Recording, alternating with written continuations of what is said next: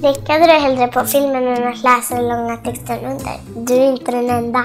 I dagens samhälle orkar ingen läsa långa texter. Så om ni vill nå fram på bästa sätt måste ni ha en video. Hade inte jag varit en söt tjej hade ni förmodligen inte velat lyssna på det här. Och hur får man fram en söt tjej i text? Nej, det går inte. Nej, det går inte. Nej.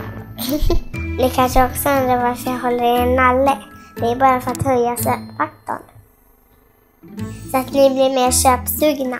Tricks vi har lärt oss efter många år i branschen. Det funkar lika bra med kattungar, bebisar, valpar och minigrisar.